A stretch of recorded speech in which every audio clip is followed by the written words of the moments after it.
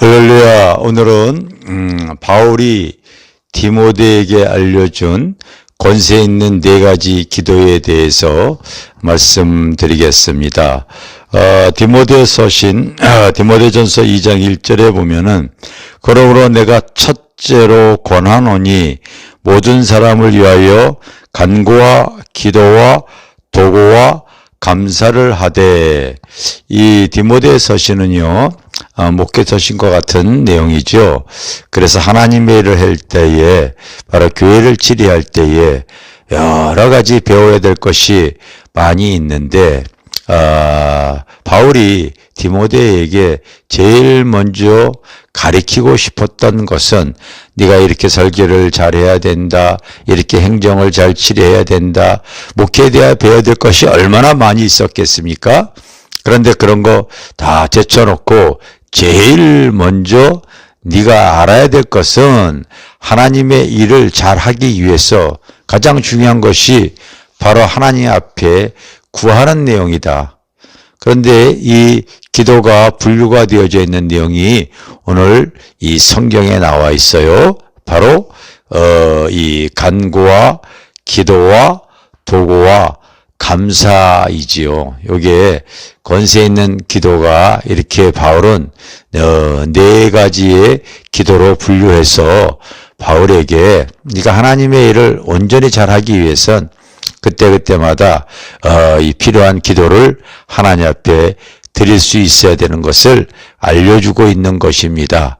그래서 오늘날에도 목회자나 이 성도들이 이와 같은 내용들을 다른 것보다도 하나님 앞에 구하는 내용들을 먼저 권세 있는 기도로서 하나님 앞에 의지하고 나가야 될 줄 믿습니다. 첫 번째가 간구의 기도죠. 이거는 간청하는 기도입니다. 하나님 앞에 떼쓰는 기도라고 할 수도 있는 그러한 이 매달리는 기도를 말합니다. 그래서 금식 기도라든지 작정 기도라든지 철야 기도라든지 또 산에 올라가서 부르짖는 기도라든지 이런 모든 기도가 하나님께 간절히 구하는 간구의 기도가 되어지겠습니다. 저는 이 간구의 기도가 우리가 다른 기도보다도 하나님 앞에 절실히 매달려야 할 때에, 하나님의 도우심을 꼭 받아야 할 때에 정말 하나님 앞에 이러한 간구의 기도를 드릴 때 하나님은 외면치 않으실 줄 믿습니다. 제가 목회하기 전에 기도원에서 이 금식 기도를 이렇게 20일을 2번을 제가 이렇게 했었어요. 그런데 제가 금식 기도하던 중에 그런 간구의 기도로 앞으로 하나님 앞에 잘 인도함 받기 위해서 금식 기도하는데, 제 옆에 어떤 목회자가, 그분은 40일 금식 기도를 하고 계셨습니다. 그런데 가까워져서 금식하면서 대화를 나눈 중에 그분이 이런 말씀을 하셨어요. 나는 하나님의 일을 잘 하고 싶은데 자기의 사모가 그 목회를 아직 동의하지 않고 반대를 하고 있어서 이것이 사람의 힘으로 안 되어지기 때문에 하나님께 매달리고 있습니다. 금식하면서 하나님 앞에 이 간구의 기도를 드리고 있습니다. 그런 말씀을 하셨는데, 그분이 40일 딱 끝나는 날 그 사모님이 꽃다발을 들고 왔더라고요. 그러면서 이 자기 남편의 뜻에 이제 순종해서 주의 길을 같이 합력하여 선을 이루겠다고 하는 아름다운 모습을 제가 기억을 합니다. 여러분, 우리가 일상적으로 드려지는 기도보다도 간구의 기도는 때로는 생명을 내걸고 정말 하나님 앞에 떼를 쓰듯이 매달리는 기도를 말하는 겁니다. 이 기도가 또 강력한 파워가 있기 때문에 이 간구가 제일 먼저 이렇게 지금 나온 것 같습니다. 두 번째가 기도죠. 우리가 그러나 여러분 항상 이렇게 하나님 앞에 생명 내고 기도할 수 있는 건 아니기 때문에 간구 다음에 또 기도를 하고 있어요. 그렇지만은 기도는 여러분 영의 호흡이기 때문에 꼭 우리가 주님 앞에 가는 날까지 하나님 앞에 쉬지 말고 꼭 기도 생활을 하셔야 할 줄 믿습니다. 로마서를 보게 되어지면은 8장 이전과 8장 이후의 내용을 이렇게 분류할 수가 있는데 그 8장 이전까지는 바로 바울이 가르치는 내용들이 많이 기록이 되어지고 있고요. 8장 이후로는 바로 어떻게 살아야 되는가에 대한 내용이 쭉 기록이 되어져 있는데 바로 그러므로 그리스도 예수 안에 있는 자는 결코 정죄함이 없느니 생명의 성령의 법이 죄와 사망의 법을 이길 수 있느니라 이렇게 시작이 되어지죠. 바로 생명의 성령의 법 이렇게 얘기를 하고 있습니다. 여러분 생명은 살아있음을 뜻하잖아요. 이 영적 생명력을 꾸준히 유지할 수 있는 것이 저는 기도밖에 다른 것이 있겠는가 생각이 되어집니다. 그래서 영에 속한 사람은 항상 영에 호흡을 하면서 영적 생명력이 나의 삶에 드러나는 것. 이것이 여러분 저는 기도라고 여겨지기 때문에 신앙생활을 하면서도 기도하지 않는 분들을 가만히 보면은 영적인 생명력으로 드러나는 일들이 참 약해진다, 별로 없다 이런 것을 제가 이렇게 알 수가 있어요. 여러분 주변에도 항상 영의 호흡을 하는 분이면은 영적인 생명력이 그의 삶을 지키고 인도하는 것을 볼 수 있겠죠. 세 번째가 도고의 기도입니다. 이 도고의 기도는 한마디로 말하면은요, 중보 기도를 의미하는 거예요. 바로 하나님의 나라와 하나님의 구원받을 영혼을 위해서 여러분 이웃을 위해서 하나님 앞에 구하는 것이지요. 이 도고의 기도가 바로 우리의 영적인 생명력을 드러내고 하나님이 기뻐하는 기도가 되어집니다. 그래서 우리의 전도 대상자 그리고 구원받을 영혼 하나님의 나라 확장을 위해서 특별히 내 주변에 바로 전도의 문을 열어달라고 하고 하나님 앞에 구원받을 영혼들을 위해서 중보 기도를 우리가 주님 앞에 갈 때까지 끊임없이 하는 것이 마땅한 성도와 신앙인의 자세인 줄 믿습니다. 교회 개척했을 때에 한 어린아이가 큰 혈액암, 백혈병이죠. 백혈병에 걸려서 사경을 헤매는 일이 있었어요. 그래서 전 교인이 그 아이를 위해서 도고 이 중보의 기도를 했는데 그것도 기념기도 하지 않고 그때 교회 개척했을 때 성도가 많지 않았어요. 한 30여 명 되어졌는데 우리 그 아이를 위해서 중보하자 하면서 그냥 기도하지 말고 릴레이 금식 기도하면서 하루씩 한 영혼을 위해서 우리가 하나님의 사랑으로 그 영혼을 붙잡고 간절히 한번 기도해보자 그렇게 말을 하고 실천을 했던 경험이 있습니다. 그런데 또 이제 사회생활하는 성도들이 여러분 직장생활하는 것이 쉽지가 않잖아요. 그러면 저한테 대신 해달라고 부탁을 해서 제가 참 많이 금식하면서 그 한 영혼을 위해서 기도했던 것 같습니다. 많은 어떠한 이 중보와 도고의 기도 속에서 그 어린아이가 아주 여러분 혈액암은 이렇게 이 급수가 있잖아요. 초기, 중기, 말기 이렇게 있는데 이 아이는 이 살 가망성이 없는 말기 환자로 판정이 났던 아이였습니다.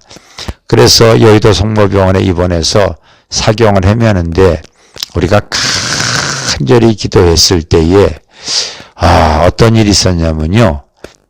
그 아이가 머리를 다 깎고 무균실이라고 세균이 없는 곳에서 병마와 싸우다가 사실은요, 이 아이가 의학적으로 죽어버렸어요. 기계가 이제 정지가 되어져 버렸거든요. 30분이 넘도록. 그런데도 교회에서 그 아이를 위해서 정말 사랑으로 온 교인이 간절히 기도했을 때에 그 아이가 30분이 지나서 다시 이렇게 생명이 돌아왔고, 그 죽어서 다시 살아났을 때 그 아이가 이런 간증을 했습니다. 어떤 간증을 했냐면요. 자기가 이 생명이 떠난 걸 알았대요. 그리고 자기를 데리러 저승사자가 둘이 왔다는 거예요. 그런데 왠지 같이 따라가면 안 될 것 같아서 자기가 도망을 쳤대요. 그게 바로 생명이 끊어진 상태에서 영적으로 있었던 일을 아이가 말을 하더라고요.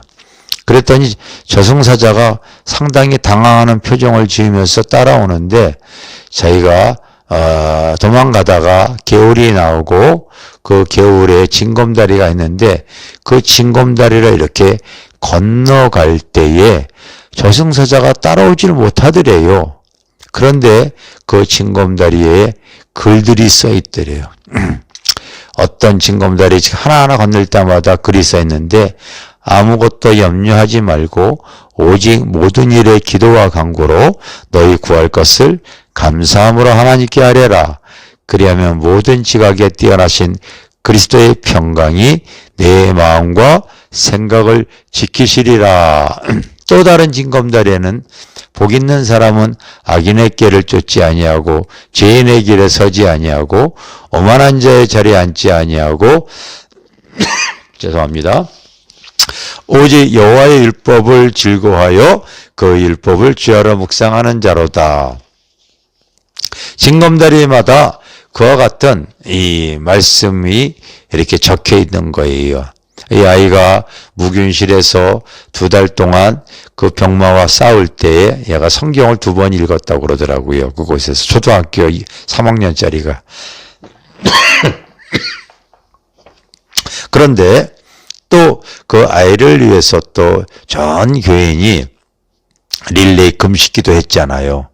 그래서 이 아이가 다시 살아나서 그 예수를 믿지 않았던 그 부모가 예수를 믿고 지금까지 그 아이는 건강하게 잘 살고 온 가족이 예수 잘 믿고 구원의 반열에 순 줄 믿습니다. 이것이 하나님이 주시는 중보의 은혜입니다. 또 하나 기도가 감사가 나오죠. 우리가 여러 가지 신앙생활 하면서도 삶의 여러 가지 걱정, 근심, 문제, 아픔, 이것이 내일 일 속에서요, 참 우리의 삶 속에서 많이 찾아옵니다. 그럴 때 주님 의지하지 않으면 안 되기 때문에 주님께 의지할 때에 하나님 앞에 깊은 기도 속에서 하나님께서 그 문제 속에서 그 아픔 속에서 깨달음을 주시고 하나님의 공유한 은혜를 주시고 내가 알지 못했던 것을 발견하게 되어지죠. 여러분, 요나서에 보게 되어지면 불순종했던 요나가 물고기 뱃속에 들어가서 이제 하나님께 막 기도할 때에 여러분 요나서 2장 9절에 보면은 그 물고기 뱃속에서 요나가 이런 기도를 합니다. 나는 감사하는 목소리로 주께 제사를 드리며. 여러분 어떤 상황인가요? 이제 물고기 뱃속에 들어가서 그가 그곳에서 기도하다가 하나님이 그에게 깨달음을 준 것이죠. 네가 불순종해서 그렇게 되어지지 않았느냐.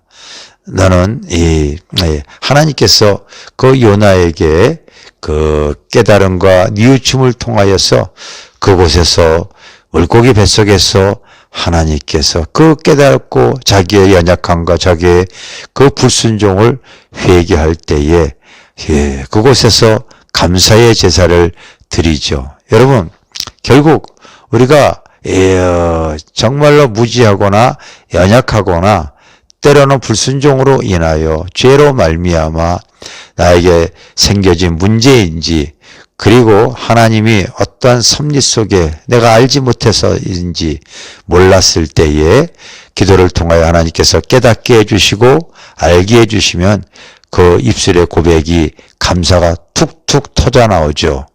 그래서 감사는 바로 하나님의 은혜를 깨닫는 사람들의 일상에서 얼마든지 그 하나님께 드릴 수 있는 것이 감사인 줄 믿습니다. 나의 삶에 이것이 기도가 되어지면은요, 참 능력 있는 삶을 살 수가 있는 줄 믿습니다. 여러분, 바울이 그 무엇보다도 가장 귀한 것이 네가 하나님의 일을 잘하기 위해서, 목회를 잘하기 위해서 다른 것보다도 첫째로 권하는데 이 기도에 대해서 가리킵니다. 그것도 분류해서 얘기하죠. 여러분, 우리가 드려지는 기도가 바로 이렇게 때로는 강구의 기도가 있고, 일상의 기도가 있고, 그리고 중보의 기도가 있고, 하나님의 깨닫는 감사의 기도가 있어서 기도의 폭이 넓어진 사람일수록 하나님 앞에 하나님의 나라의 폭을 넓혀갈 수 있다는 것을 기억하시기를 바랍니다. 기도로 승리합시다. 할렐루야.